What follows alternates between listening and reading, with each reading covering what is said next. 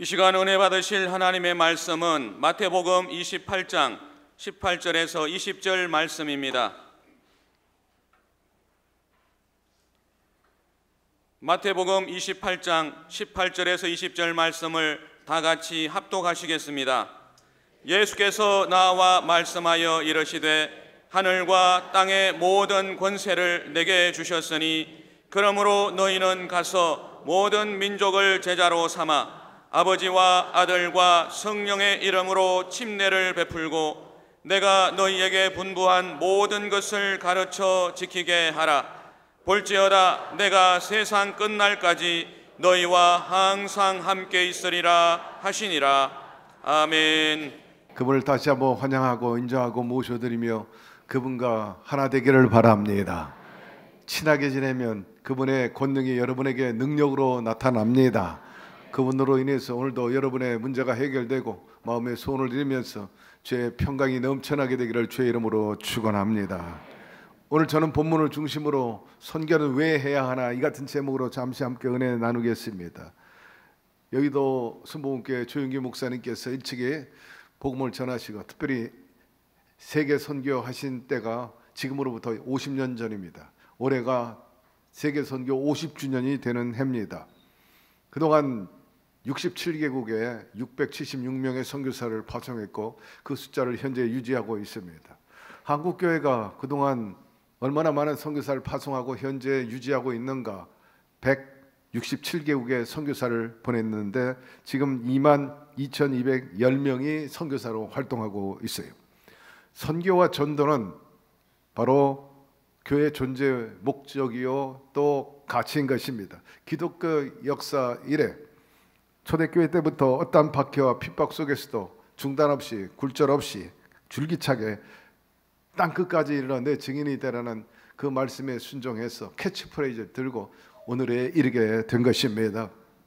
오늘은 성령 강림 주일이요 또 올 선교의 달로서 선교의 의미에 대해서 살펴보고자 하는데 우선 첫째로 선교는 거듭 강조하지만 주님의 지상 명령입니다.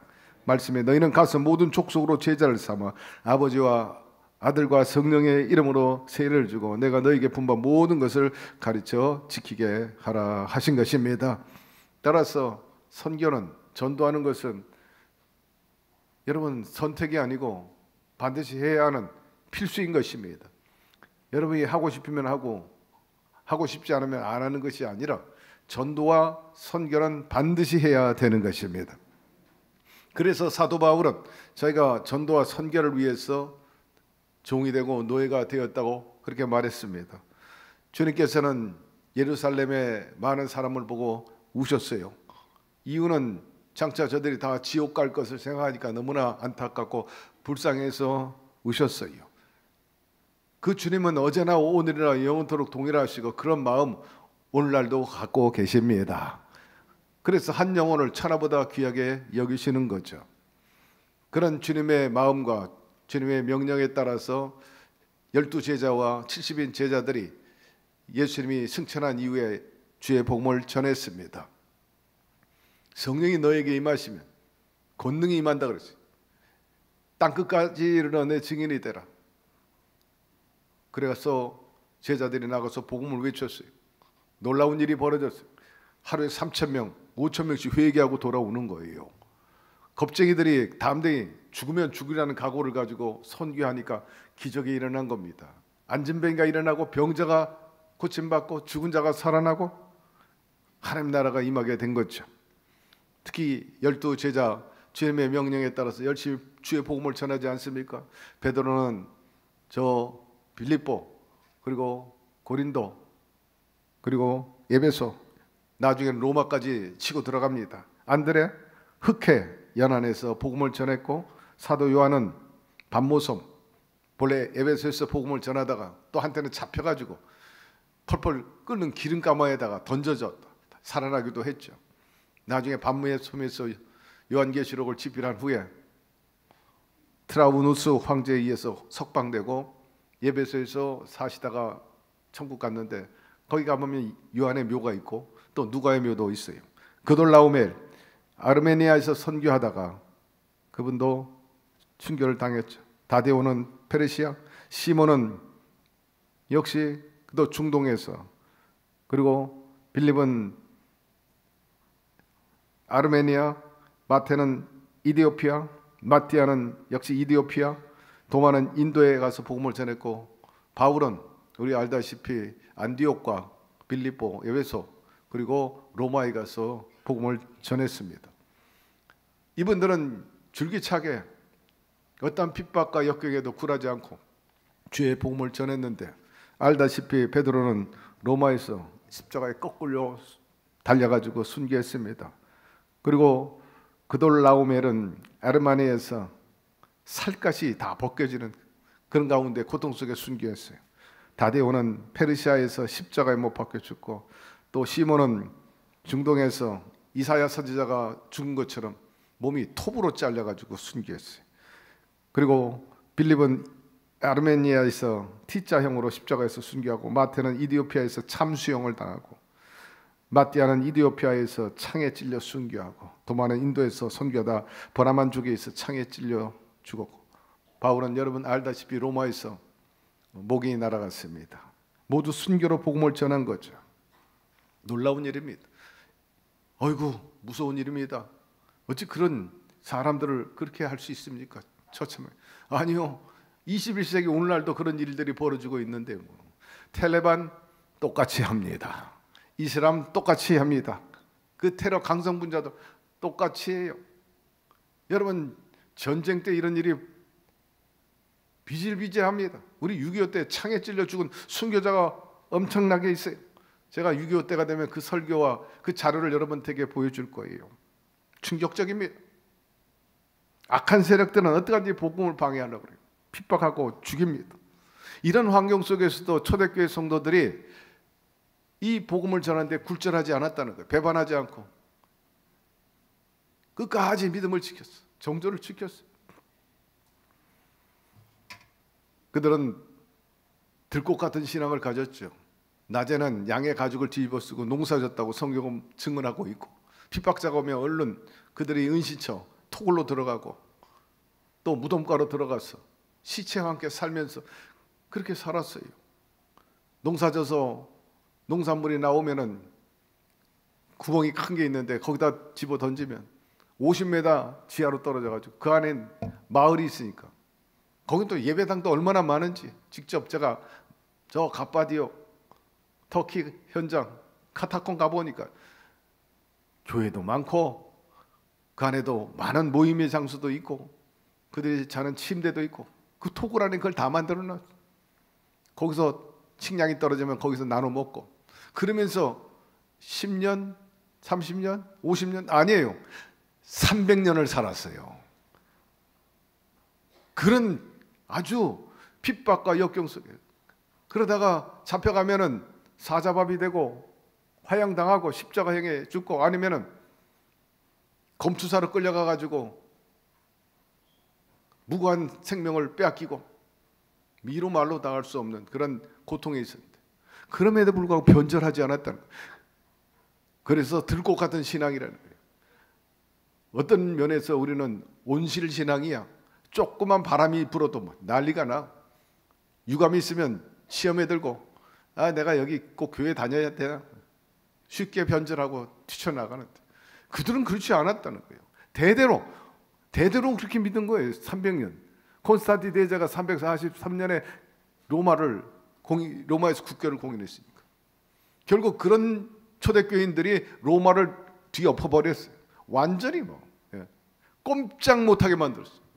그전엔 교회 나가면 다 죽었어. 그러나 공인된 다음에는 교회 안 나가면 죽었어. 100% 완성인 것입니다. 그래서 성경은 초대교인들을 향해서 뭐라고 말합니까? 세상이 감당하지 못한 사람이라 했습니다. 여러분, 오늘날도 마찬가지예요. 과거에 조선시대 파란 눈의 선교사들이 이곳에 와서 복음을 전했어요. 만약 그들이 복음을 전하지 않았다면 우리가 어떻게 되었습니까? 100년 전에 파란 눈의 선교사들이 들어왔어요. 1866년 제일 먼저 오신 분이 토마스 선교사입니다. 미국의 상선 제너럴 서메너 상선을 타고 왔다가 순교했어요. 그때 쇄국 정치라 외국인들이 들어오고 무역하는 걸 반대했던 그 세력들에 의해서 결국 우리 관군들과 충돌하게 되고, 그 전투 중에서 배에서 불이 타니까는 대동강변에 나왔다가 토마스 선교사가 거기서 순교하게 되었습니다. 죽어갈 때까지라도 그는 성경을 들고 전했잖아요. 그런데 놀랍게도 그 성경을 받은 사람이 누구냐? 한 병사였는데 박충건입니다. 순교한 다음에 한참이 지난 세월에 박충건이가 이 성경을 읽다 감동이 됐습니다.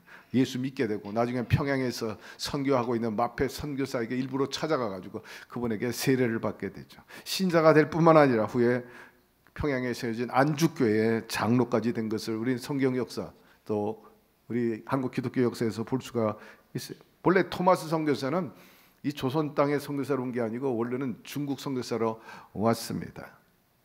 그것도 20대 나이에 왔는데 중국에서 상해에서 활동을 하는 중에 그만 중국도 그때 미개하고 여러 가지 환경 조건이 어려웠어.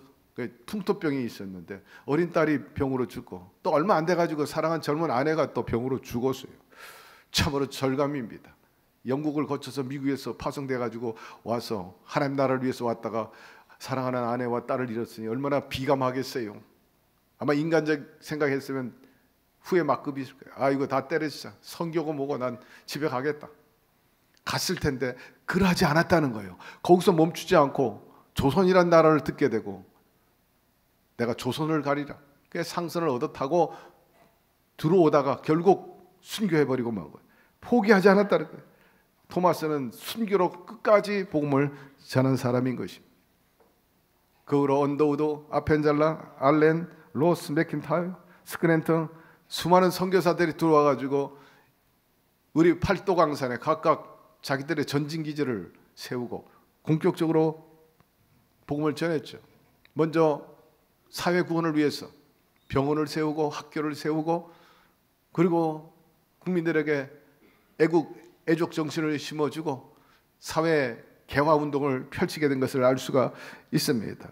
알렌은 고종 황제의 주치의로 활동하고 또 많은 사람들을 고쳐주고 그 외에도 많은 의료 선교사들이 들어와가지고 병원을 세우고 특별히 여성 병원 산부인과 세워가지고 여성들이 고통당하니까 아이 낳다가 얼마나 또 많이 죽었어요.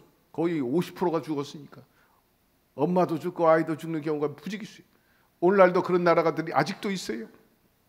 참 하나님의 도움과 은혜가 그들에게 있었던 것입니다. 이번에 주의 종들 데리고 국내 선교하는데 제가 한 전주 예수병원 갔다가 박물관에서 충격적인 장면을 봤어요. 한 사진이 떴는데 우리나라 최초로 기생충 박멸하는데 선교사들이 앞장섰는데 이 어린 아이의 안에서 뱃속에서 저 기생충이 저렇게 많이 나온 거예요. 얼마나 기생충이 많이 나왔는지. 저희 세대나 또 연배들 보면 옛날 기생충이 얼마나 많은지 알아요. 옛날에는요 밥 먹다가 엉덩이가 가려워가지고 극적적 가려면 쭉 보면 거기서 기생충이 나올 정도였어요. 학교에서 기생충 약을 다 주었어요. 우리 김기표 의원 잡숴봤어요? 기생충 약? 다 먹었어. 지금도 먹어야 돼. 1년에 한 번씩 다 먹어야 된다고요. 그러니 의료 혜택이 없고 보험이 없던 그 시절에 뱃속에 얼마나 기생충이 많은지 몰라. 온몸에 충이라. 지금도 아프리카나 미개한 나라에 아직도 기생충이 우글우글 하는데 나는 저렇게 많이 나올 줄 몰랐어요. 완전히 기생충 소굴이야. 예. 여러분 우리 선교사들이 치료해 주셨어요.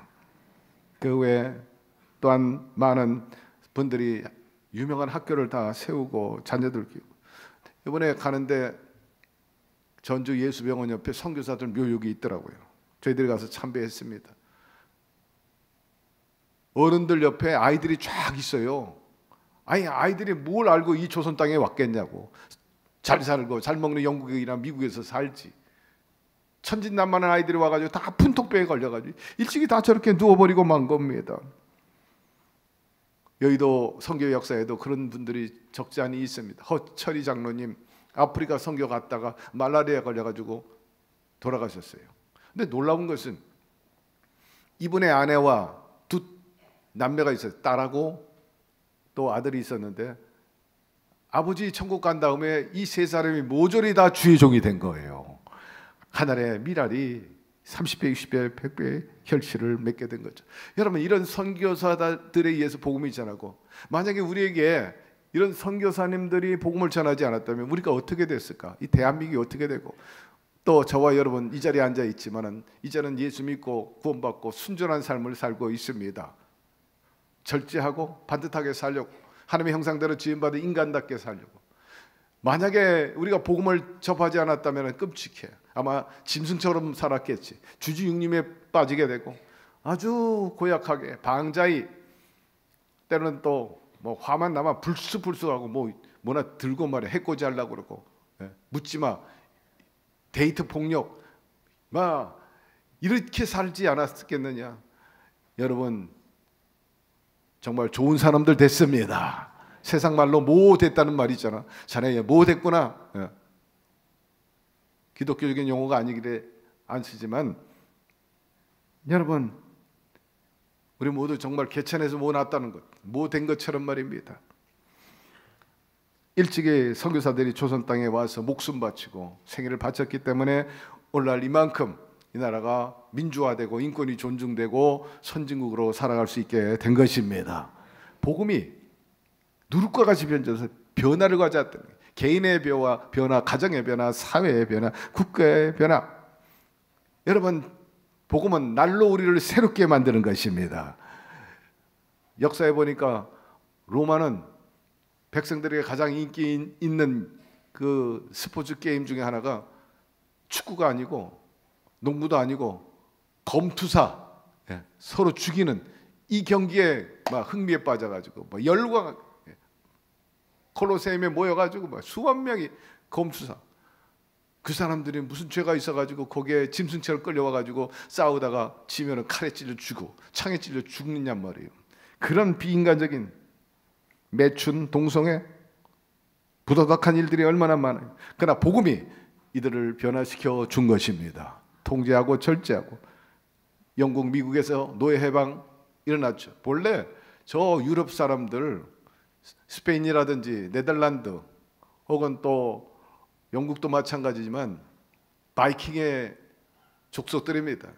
남의 거 약탈하고 해상이나 육상에서 여자들 납치해 가지고 마음대로 하고, 그런 족속이에요.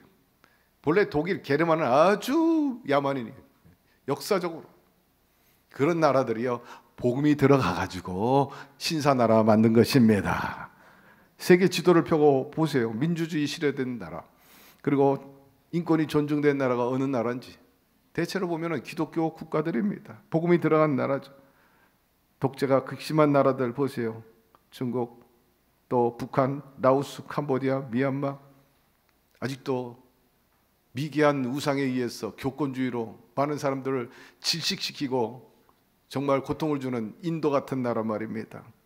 아프가니스탄 기가 막히죠. 이들 국가나 사회가 민주화되고 사회복지, 인권을 존중하는 하나님 나라 이루려면요, 복음이 들어가야 되는 것입니다. 문제는 누가 전하느냐, 누가 해야 할 일이냐. 아이 목사님, 그거는 저 사람이 해야죠. 저 교회가 해야죠. 저 나라가 하는 거죠. 우리는 소영기 목사님 생애 속에 북한의 심장병원 건설을 주창하고 실현을 했어요. 그래서 저도 목사님 모시고 평양에 갔다 왔는데, 평양 가서 커팅식도 하고, 또 거기 2인자인 김영주 그분도 의사당에서 뵙고, 여러분도 동영상을 보셨지만 한때는 반대하는 분도 많았어요.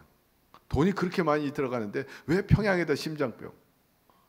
여러분, 우리나라에 유명한 축구 선수들 많아요. 이강인도 있고 손흥민 다 있는데, 이 손흥민이나 이강인 선수들이 필드에서 잘 뛰려면 인프라가 좋아야 되잖아요. 축구장에 잔디가 잘 깔려 있을 때 실력 발휘하는 거지. 거기 웅덩이가 있고 요철이 많으면 제대로 실력 발휘가 되겠습니까? 개인 구원도 중요하지만 사회 구원이 이루어져야 되는 거예요. 그렇기 때문에 군선교도 하고 학원 선교도 하고 또 여러 가지 선교를 많이 해야 되는 거예요. 구석구석의 사회 저변에 기독교 정신이 도저히 흐르고 있을 때 거기서 꽃피고 열매 맺는 것 아니겠어요? 저 동토, 저 독재자, 무신론주의가 공산주의가 꽉 차 있는 북한을 변화시키려면요, 그 처변에 사랑밖에 없는 것입니다. 사랑으로 그를 변화시키는 것이, 감동을 주는 것입니다. 선교는 우리가 감당해야 할 일이고 교회의 존재 목적임을 기억하게 되기를 바랍니다. 두 번째, 선교는 우리 영을 자라게 해요. 영의 운동이요, 우리가 성령 충만하고 그것을 유지할 수 있는 첩경인 것입니다. 남을 전도하려면 내가 충만해야지. 내가 충만하지 않는데, 내가 영적으로 가난한데 어떻게 전하겠습니까? 한번 따라하시기 바랍니다. 믿음으로 구원받고 행함으로 복을 받습니다. 그것이 바로 성경이 우리에게 주는 정신인 것입니다. 그런데 우리가 행하지 않으면 믿음은 소멸되고 말 것입니다. 은혜도 썩어버리고 말 것입니다. 우리 교회가 과거에는 중국이라든지 또 저 캄보디아, 인도네시아 등등의 교회도 세우고 유치원도 많이 세웠습니다만은, 근래 와서는 필리핀과 스리랑카, 나가서는 아프리카까지 치고 나가고 있습니다. 매년 가고 있는데, 놀라운 것은 제가 볼 때 이 선교단들이 갈 때마다 보면 가신 분이 또 가는 거예요. 또 가고 또 가고 또 갑니다. 거의 50%가 항상 가는 분들이 계속 가요. 예. 그 왜 가냐? 다른 게 아니에요. 현장에 가서 보고 느끼는 감동이 다르기 때문인 것입니다. 그리고 선교는 내가 해야 할 일이라 그렇게 생각하는 거죠. 그래서 헌신하고 희생을 합니다. 비용도 적지 않고 시간도 많이 필요하고 자기가 육체적으로 굉장히 힘들어요. 고통스러워요. 우리가 세상적인 생각을 한다면, 아이고 패키지 여행이 싸고도 좋지, 뭐 편안하고 잘 먹고 좋은데 구경만 하고. 여러분, 선교 여행은 전혀 그거하고 다른 거예요. 헌신과 희생이 없으면, 가치를 남다르게 두지 않으면 절대로 갈 수 없습니다. 죽었다 깨도 안 가. 왜 가느냐? 이거는 내가 해야 할 일이구나. 거기서 남다른 기쁨과 희열과 가치를 느끼기 때문인 거죠. 이슬람 신도들 자기 생애 동안에 한 번 이상 꼭 메카를 방문하게 되어 있어요. 철칙입니다. 이슬람 창시자 무하마드 출생지, 이슬람교 제1성지로 추앙받는 곳이 사우디아라비아에서 서쪽에 자리 잡은 히자즈라는 지방입니다. 히자즈 지방에 1년에 수억 명의 이슬람 신도들이 거기 모입니다. 너무 많이 모여가지고 가끔씩 압사당하는 사고가 일어날 정도로 그렇게 많이 모여. 우리도 그런 신앙 가져야 됩니다. 예루살렘, 터키 가보면 갈 때마다 놀라요. 왜 이렇게 사람이 많은지. 어마어마하게 모여요. 줄을 서야 되고 시간을 많이 기다려야 되고, 황인종, 흑인종, 백인 엄청나게 몰려옵니다. 연간 수백만 명이 그 성지를 방문하고 있어요. 지난 주중에 교육자들 데리고 제가 국내 성지 순례 갔다 왔어요. 1년에 한 차례 해외 아니면 국내를 모시고 다닙니다. 그들은 보고 배우고 도전받아야 되기 때문에. 그래야 여러분들을 가르치고 인도하지 않겠어요? 저 대덕에 있는 한남대학교 갔어요.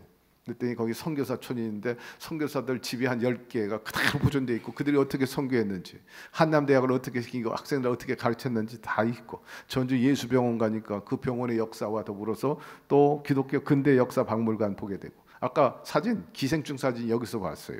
그리고 김제 금산교회 기역자 예배당인데 저기는 남자 여자 구별되게 이렇게 예배드릴 수 있도록 하고, 가운데는 또 커튼이 쳐 있고 그래요. 그리고 문준경 선교사 순교 기념관 방문을 했습니다. 데이트 선교사는 김제교회 이제 세우신 분이시고, 그 조덕삼 유명한 분 부자, 그리고 그 교회 가난했던 모습이었던 이자겸 장로, 자기가 데리고 있었던 모습이 먼저 장로가 된 그 교회입니다. 그래도 잘 받들었어요. 예, 조덕삼 아주 훌륭합니다. 그 장로님이. 그래서 크게 교회를 발전시켜 나가게 된 것을 볼 수가 있습니다.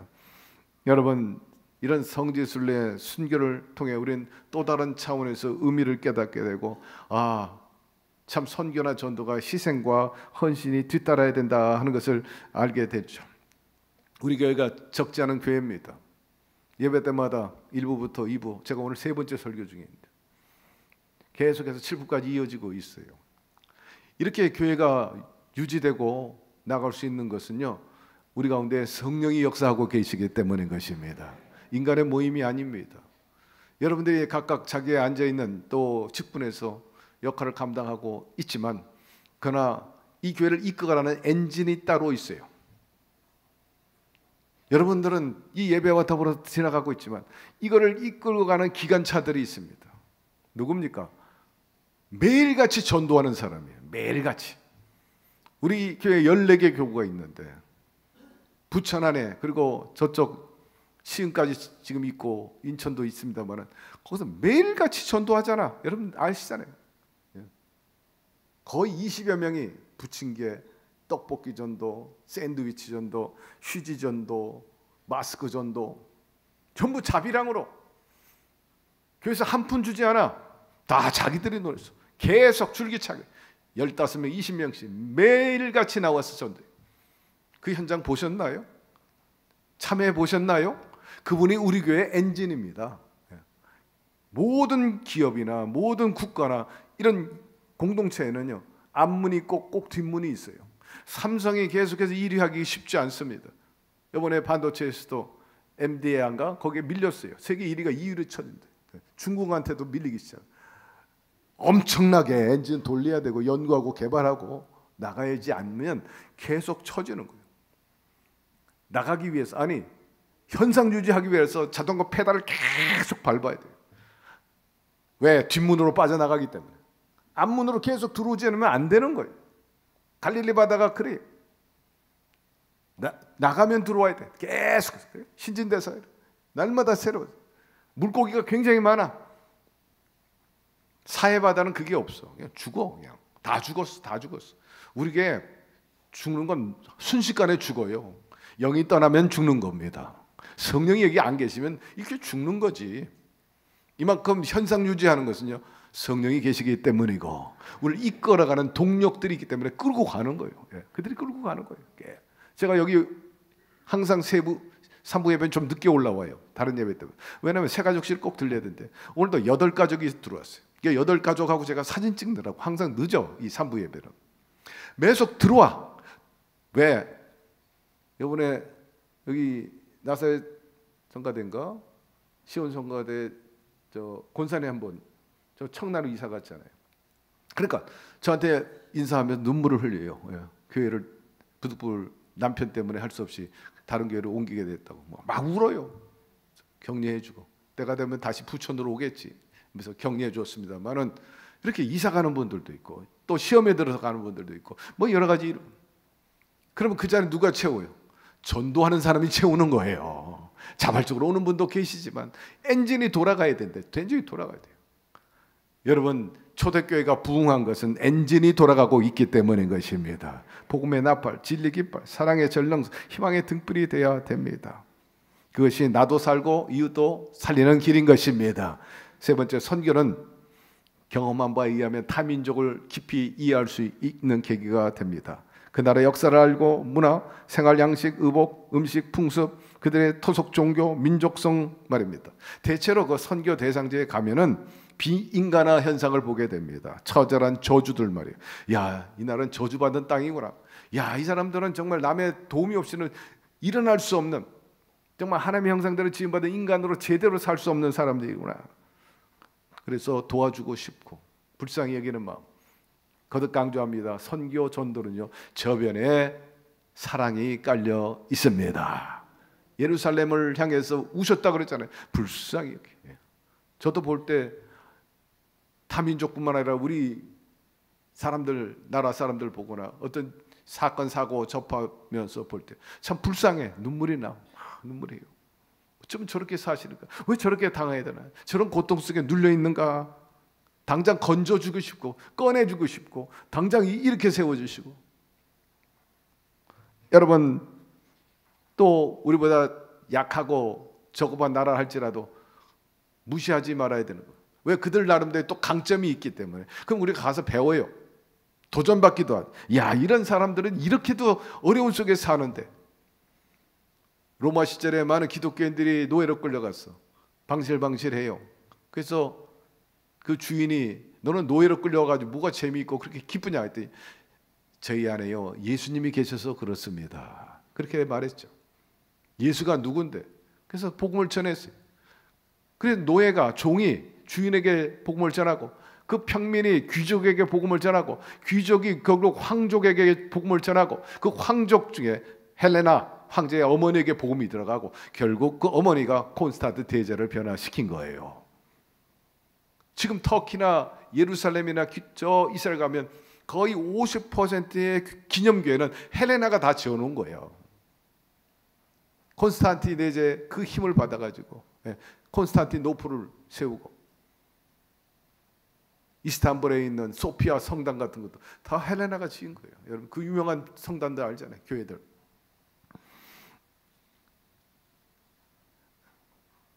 하나님의 형상대로 지음받은 인간답게 살도록 계도해 줬어요. 짐승처럼 살지 마라. 우리 조선 땅에도 그랬잖아요. 밤낮 술 처먹고 마누라나 패고 아이들 막 깔보고 깔아뭉기고 못된 짓 다 하고 그런 민족에게 와서 선교사들이 그렇게 살면 안 되죠 하고 가르쳐 준 거죠.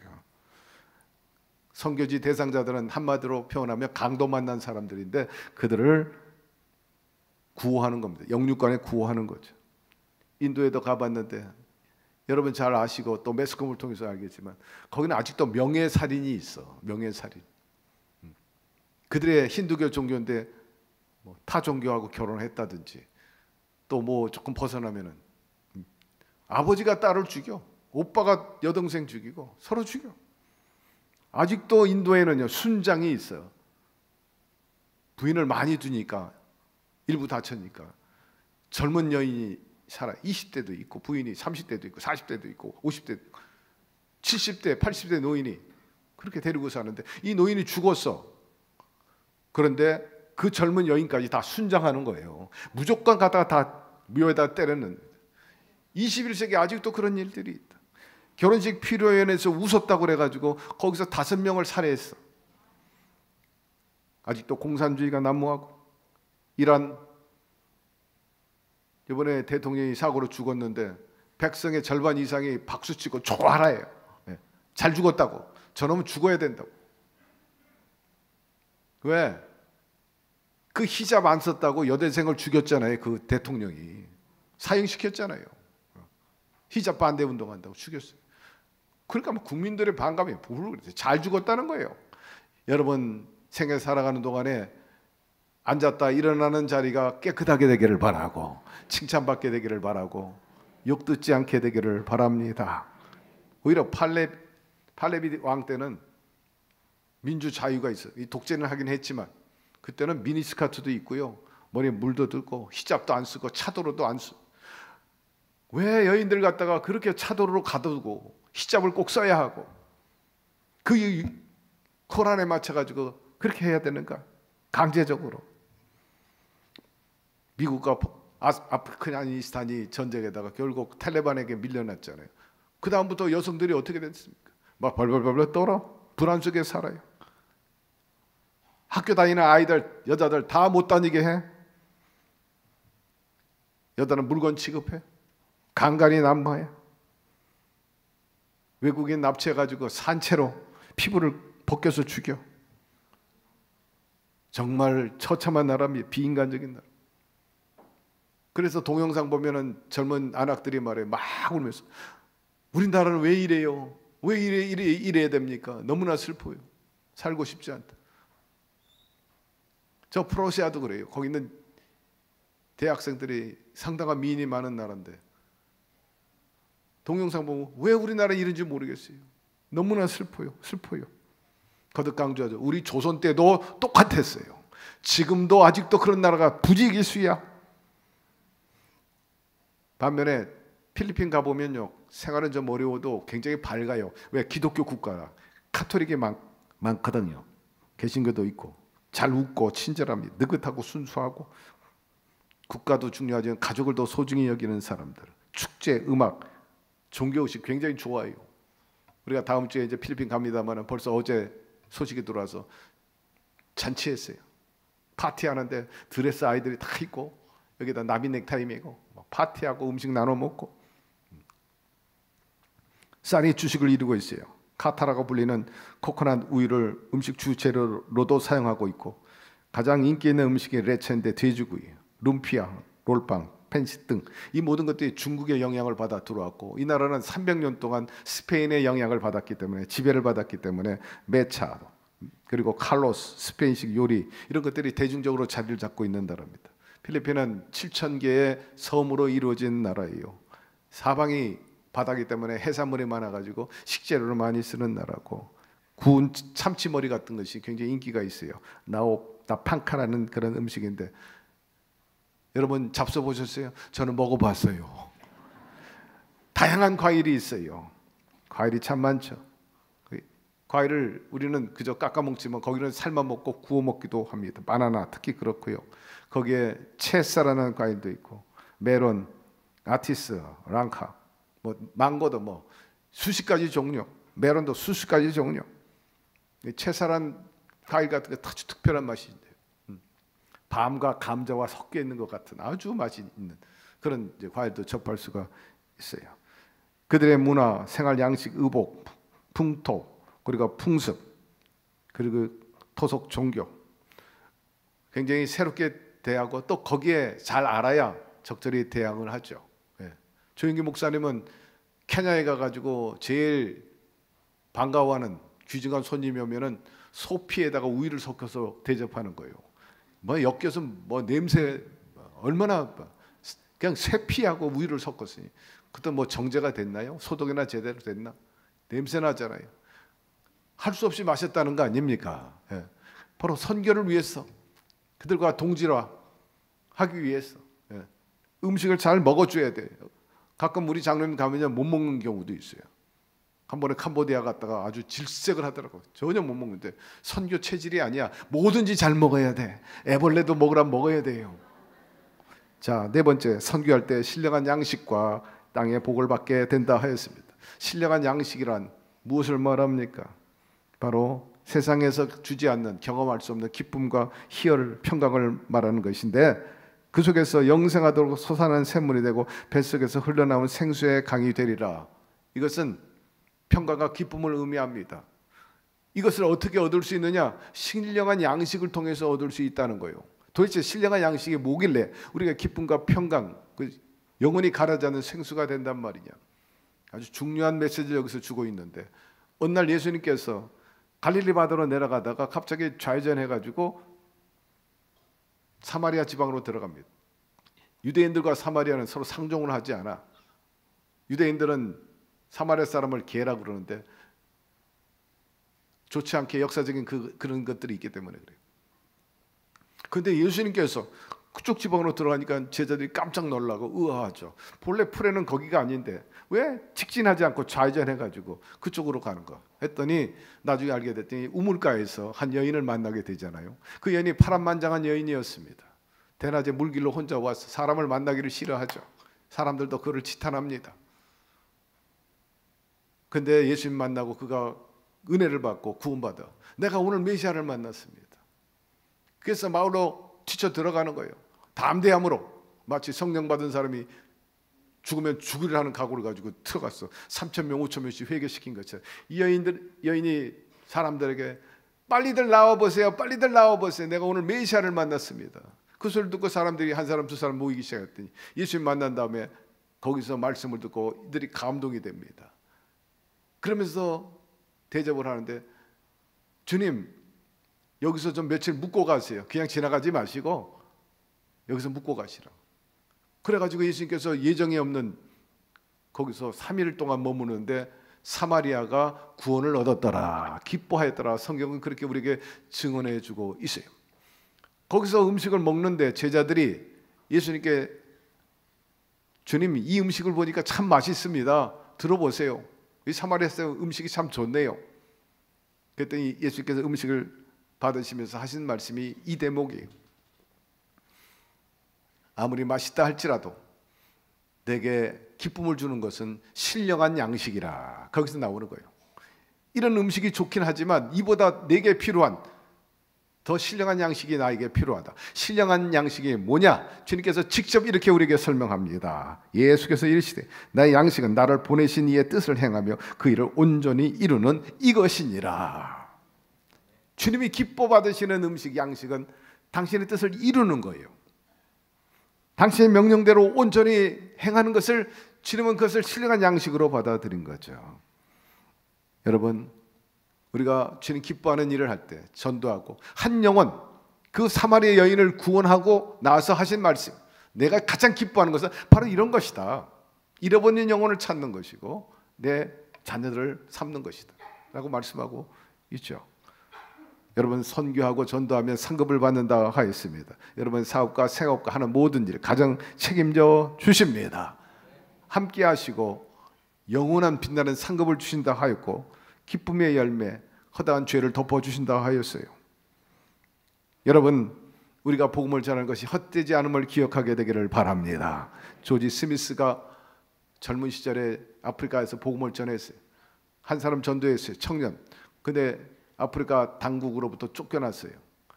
그리고 20년 후에 다시 방문할 기회가 있어서 갔는데 그 청년이 복음을 전했는데 정확하게 1만 3천 명을 전도해 놓았다는 거예요.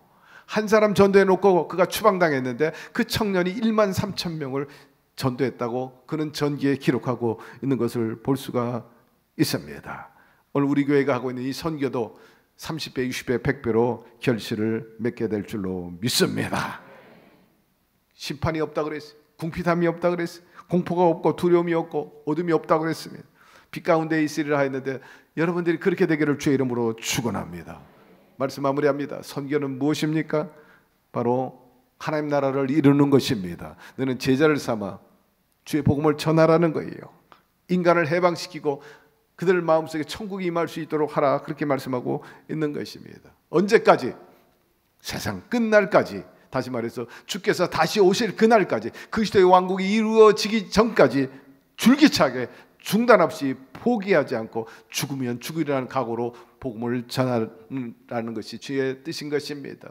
사랑하는 우리 순복음 중독교회 성도 여러분, 나름대로 여러분 그 사명을 크고 작든지 잘 감당하게 되기를 바라고, 그래서 그리스도의 나라가 영원하기를 바라고, 여러분의 삶 감은 대대로 하나님 나라가 임하고 장차 주님의 때 별과 같이 달과 같이 해와 같이 빛나는 상급 받고 당대와 후손이 하나님의 은혜와 보상 속에 복되고 아름답게 전설로 살아가게 되기를 주의 이름으로 축원합니다.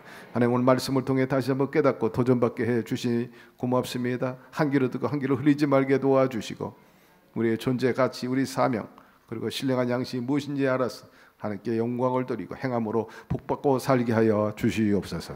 예수님의 이름으로 기도드리옵나이다.